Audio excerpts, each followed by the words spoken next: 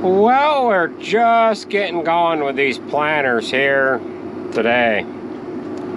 It is Sunday afternoon, May 26th, Memorial Day weekend. It is just after 3 p.m. We're loaded up with seed. The fertilizer that both of us have on is for manured. Like when we put wheat on this, obviously we're going to put wheat on that telephone pole lot. That's going to be one of them. And I know we want to split it, but I almost think we might have to keep that there to keep it from washing.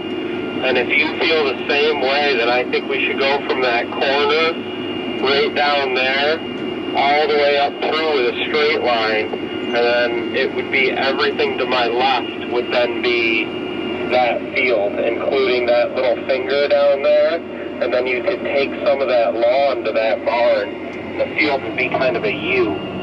You see what I mean? Well, plan it out that way. I'll start on the headlands. All right, so we're just getting going here. The fertilizer that we have on is for ground that hasn't had any manure on it, but we're going to plant it out, and then we're going to roll into the other fertilizer. So this field here is several fields all honestly, in the one. bottom lot down in there, that, you know, the one that was corn up there, that could probably be a part of this. You probably only need that one up there to keep it from washing, because if you look at this, it's flat. So, a lot of jibber jabber on the radio here, but there is 1, 2, 3, 4, 5, 6 fields all in one here. And we want to break these up a little differently.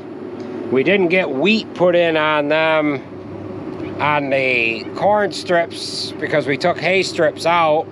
We didn't get wheat on them last year, so we're farming this all as one this year. And we're going to make these fields a little different here for next year. So I'm going to do the headlands. We're sharing each other's map. He's just going to start in the middle of the field. Just start going back and forth. He's going to kind of guesstimate where the headland's going to be. Wait, did you want me to make a straight line down there like I was talking about and use that corner behind the lady's house that's selling, or do you still want me to plant here in C3?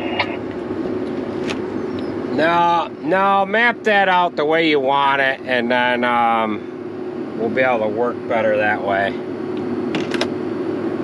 So, Jared wants to break this up a little differently here. We had this farm drag lined last year, and then this year we ended up tankering all the manure. However, where we want to set the frac tank up, over there about where he's at. It's in pretty good shape. We could set frac tank up over there with the driveway up here. And if we have these fields broken up differently here, in other words, if there's hay here and we can't get the frac tank up here and hay over there, we're gonna kind of be screwed. So we need to map these out a little differently here. So what he's going to start doing is going back and forth. He's just going to kind of guesstimate where the headland's going to be. I'll get the headland passes done, and then we'll start working together here. So we'll get struck out, and we'll get on it here. So we'll turn our PTO on. Turn the electricity on coming out of it. We'll get our fertilizer pump on. We've already got a field name and number entered in. We'll do a boundary. We're going to do a driven guy And we're gonna make it record off our right-hand planter. We'll go here, we'll go there, we should be all set to go. Vacuum. The vacuum is on. Field view. Need to make up a new map here, and we will go from there. So we're gonna get fired up, and we'll have Jared. Jared is starting in here. If we split this like I want to, that split that I made up there and the telephone pole lot would be one field. This would be one field. This field in between where I'm driving right now and that boundary that I made, that would be one field. And then everything to my right towards Caleb's would be another field. You talk to that guy, I think his lawn right there is part ours. And that C1, we could farm it all this way. This is going to work out about right with his fence.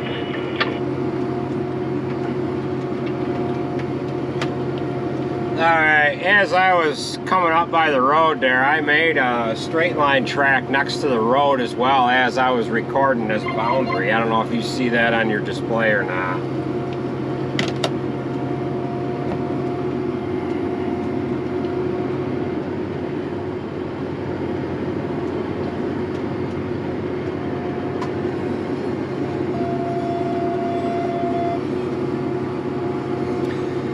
Well, we're working our way around here, and Jared has marked out his straight line going north and south. I've got an east-west one made as I was running parallel with the road doing my boundary pass. As you're doing a boundary pass, you can record a guidance line at the same time.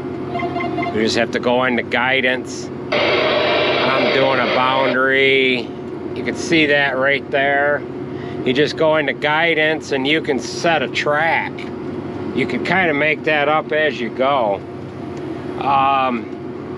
That works out really well for your after you get your second pass done, you can go right into planting the field. And if you want to run parallel to your longest side, you've already got a guidance track there, whether you choose to run a straight line or if you want to mimic a curve of a field, whether it be a narrow strip or what have you. Some guys got all this fancy lingo with these displays. They really haven't been working with them all that long, but we have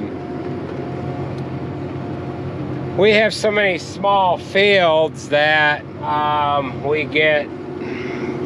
we are pretty well acclimated with how they work.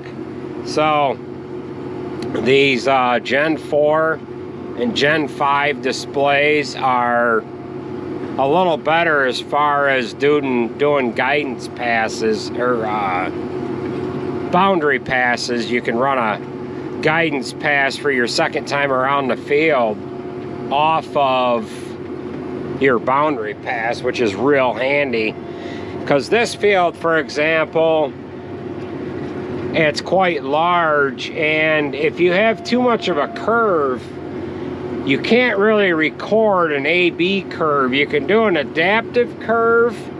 However, the adaptive curve, if you come into a 90-degree corner and you want to pick up, turn around, and then turn 90 degrees and then set your planter back down, if you recorded that the whole time, it gets all goofy. And it doesn't really record that the greatest unless you can remember to go in and pause it.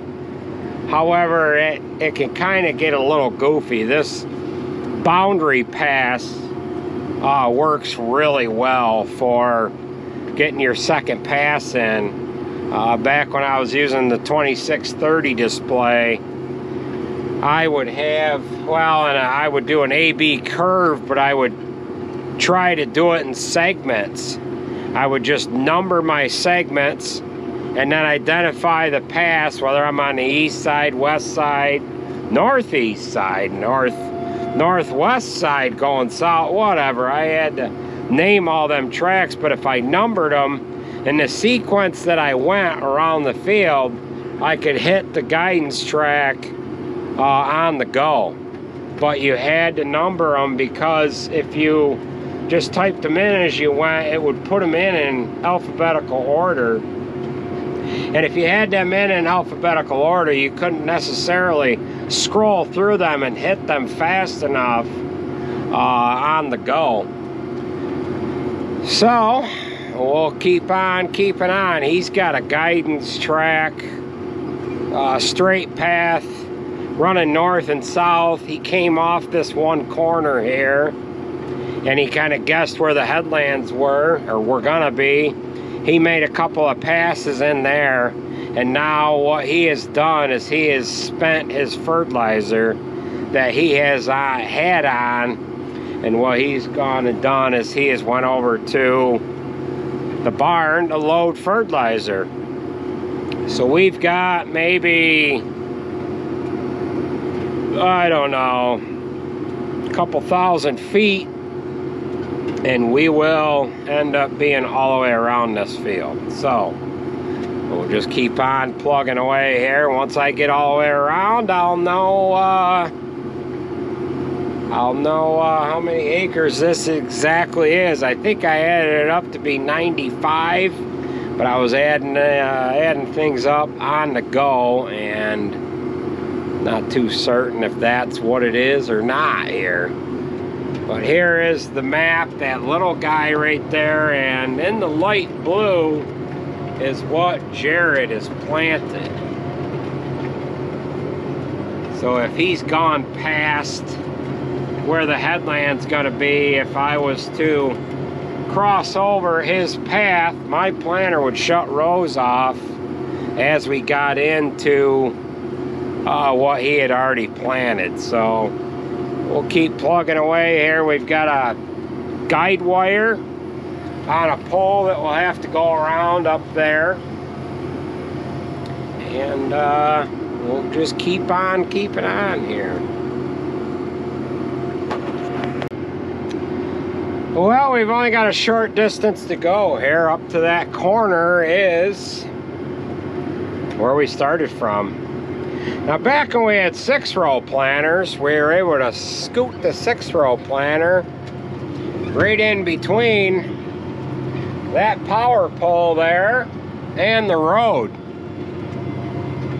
Well, we can't get the 16-row to fit between there, and we probably shouldn't be videoing as we're driving up through here, going around power poles and what have you. Another thing that I have to pay attention to when I'm chopping is that cable TV line right there.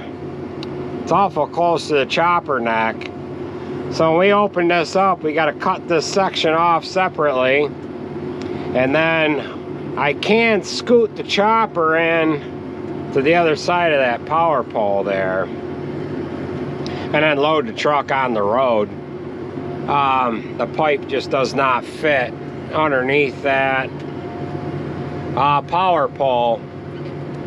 We had a guy cutting hay in here one time, I don't know, 10, 12 years ago, and he was cutting with a Hydra Swing mower, and he hit that power pole right there with the mower.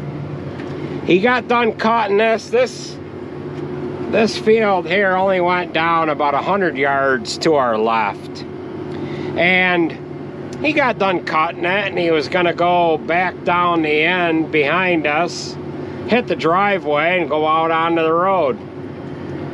Well, he thought he had his hay bind swung to the right. Well, it swung to the left, or maybe it was vice versa, I don't know. But at any rate, all right, we're gonna hit save, and he hit that telephone pole with a 956 mower. It stopped the tractor dead. It stalled the 7810. Two-wheel drive 7810 done stalled it. So we got all the way around that field. We go into guidance. Set track. Go to new track. Boundary track. Boundary fill. There's our shape file. That's what this field looks like. Next. Excuse me. Now we're going to save this. Mucho save. Now what it's done is it's copied the boundary several times here. Now, let's page around here and we'll figure out how many acres this is. So I got like 12.6 acres all the way around the field. Got 12.6 acres all the way around the field, and we have... Did I put any info in? Should I be putting that on? Yeah, you can put a little in and put it on fields that didn't have, that wasn't sod. Okay. So you have to turn it on and off. Okay. So we are 12.6 acres done so far and 89 left. So 12 and 89 is what? 101. 101 acres we have in this field here. So we will get on it here, and the fertilizer that I'm using is an 1133. And what it's showing is that we have applied 162 gallons on our headland pass. So for those of you that are good with math, how many gallons to the acre we putting on down there? All right, so get her in the ground. Get her down. Where are we? Guidance track hasn't located itself. It has now. Yeehaw! Alright, so auto steering around the outside of the field. So what we'll do is we'll get down to the corner here. I'll lift up because it's a 90-degree corner. I don't leave the corn planter down on my second pass. You really shouldn't turn with anything that is injected into the dirt. You should not make any turns. So right here, let's see if I can get into, that's not gonna do it. Mapping maybe, all right. So here's a mapping page here. We're making our headland pass, and the light blue stuff is what Jared planted. So he pulled his lands in a little longer than what he should have, but that's all right. And my planter's shutting off where he is planted already. Bang, bang. It's all back on, all 16 row. So where we are right now, we just crossed over from a cornfield. Now we're into a hay field, or what was hay. And then down into where them trees come out, that was a separate field down there. We had described that we had several different fields here. We don't want to have this all as one field because we have a considerable amount of manure that we want to put on this farm, and we want to be able to put it on half of the ground every year. So we need to keep half of it in hay and half of it in corn. However, things are kind of goofy with the way the fields are laid out. And Jared had a plan as to how he wanted to break them up. He wanted to make them different. And that's what we're doing now. We're mapping things out a little different. There used to be a hedgerow that ran in behind us here. It ran clear across to there, made this a separate field. Now you might be saying, why on earth would you want it to be all in separate fields? Well, I just explained that. We want to be able to get we want to be able to have half of the ground to apply manure to. We have manure storage over here.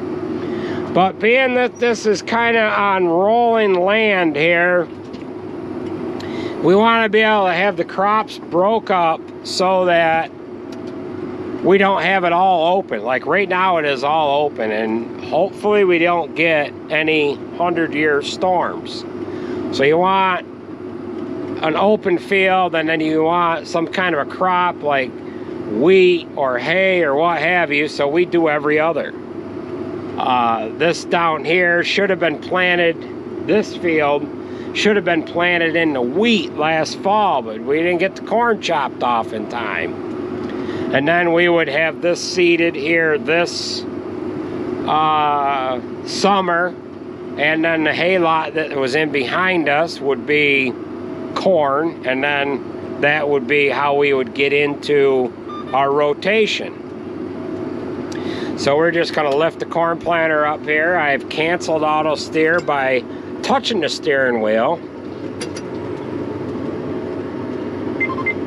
And we're just going to do a 90-degree turn here. We'll set the corn planter back down. It's still in planted ground. It's going back down. No, it hit the wrong remote.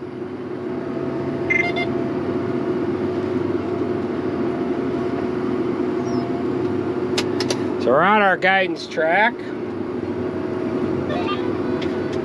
Auto steering, and the corn planter's back down, and you can see the coverage map. It's got like one row that it was too close. It didn't plant that one, but it's planting the rest of it.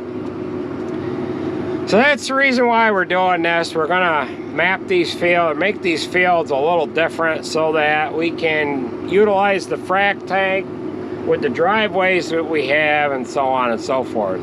We drag line this, not this spring, but last spring, spring of 23, and we just drug the hose across the hay fields, which is fine. It was early on in the season, but there's not enough manure in this manure storage, and it's a lot of setup, and we just felt that it wasn't worth the setup to drag line this. It's close enough. They hauled the manure out in 2 days, banging it with trucks out and about. So same thing, come into our corner, lift up, turn around, make sure we don't put the corn planter over into the dingweeds too far. Usually if you lift up where your first row started and start turning, you can keep the corn planter inside the field. And you just keep on keeping on. So, that's the way this is going to lay out here. 101 acres in one field. Both corn planters going at it. We should be done with this and cleaned up in a pretty good amount of time. I have about 100 gallons of fertilizer left. Probably what I'll do is when I get around to the other road and get closer to where the fertilizer truck is set up, I might fold up and go over and reload with fertilizer if I'm down empty enough. So, yeah, we're on the tail end of corn planting for 2024. Now, it's been a real good year. However, we have not had one single day where we have been able to fire up with both planters first thing in the morning, planting time, and go the whole day without an interruption. So, we really don't know how many acres that we can accomplish in one day with these two 16-row planters. We are probably still more efficient than, obviously, a 24-row. But, some days I wonder. Some days I wonder. I have planted, I don't know, 160, 180 acres a day with a 16-row planter with no problem, and I have never been able to touch that since we started running 2 planters, whether it be the 6-row, the 12-row, and now the 16. Just because our land is so spread out, we put enough land in front of the corn planter, yeah, we get acreage done, then all of a sudden now we got to move. Now we got to move. Then the fertilizer truck everything needs to be jockeyed. Seed, fertilizer, different varieties that we're using. That takes a lot of time. These seed tanks on this planter, I think they are the same exact size seed tank as what they put on the 24-row planter. I believe they're 60 bushel a piece. We've never filled them more than half full because we just don't have we plant so many varieties that we don't plant all of one variety that much of anyways in one particular area. For example, we put a seed tote in the tender today, loaded both planters out of one seed tote, put about 1,200 pounds into each planter. Box filled the other one, and then we split what was left up into 2 different amounts in this guy here. Then we loaded a different variety in the seed tender, a variety that is 2 days earlier than the variety that we're planting right now. And the thinking is that it's gonna rain. It's gonna rain here tomorrow. This variety here, we could chop in about a day and a quarter. If we get a rain delay, we need to be able to roll into the next variety at the same time. So we're going into the next variety, which might be 2 days later, which we could actually start chopping the variety that we're gonna plant after this variety before this one, and then have a part of a window to play with here. So we've got another corner that we're going to roll into. We're getting to row 1. We'll pick up, turn out around. We got some trees that are closer to the edge of the field, but that's all right. Get this swung around.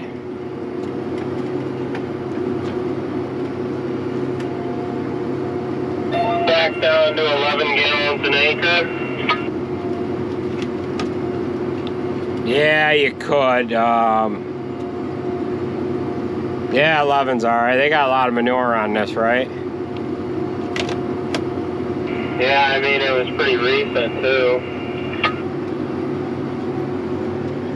So, all right, that's what we got. So what he's going to do is he's going to go into his display.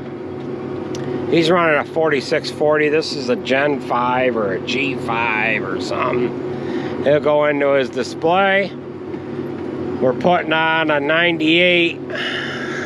Oh, what is this variety? I haven't got my glasses on. A P98 84Q Pioneer BMR 1133 fertilizer. He'll go into here. He'll change his product name, and then what we're going to be doing by doing that is he's going to be documenting it as the fertilizer that he has on.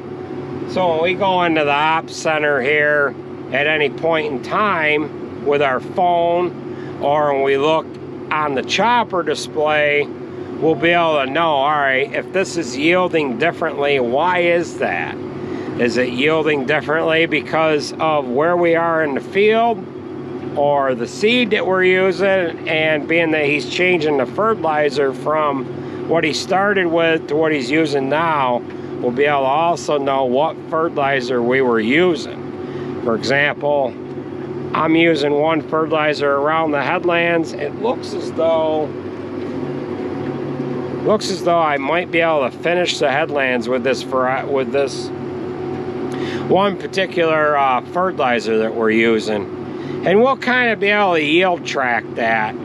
When we have prescriptions done for fertilizer or seed, what they are using is the yield data from what we get when we chop it or run the combine across it. And then when we look at our yield data, we'll also be able to in turn look at the yield data and see, all right, is it the particular seed that we're using? Did anything change there? And or fertilizer placement or usage, product usage, and what have you. So we keep them notes going in as we are planting. The planner's documenting everything, and it's working pretty good that way. This fertilizer system that's on this planner and the other planner are identical to each other. There's independent row shutoffs, and you can monitor how much you're putting on, and it is accurate right down to you can do 30 acres, put down 10 gallons to the acre, put 300 gallons in your planner, and you're going to have 30 acres planted, and you're going to run out as you put the 30th acre in. It is very accurate. So we've jaw jacked enough here, and we're just going to keep on keeping on.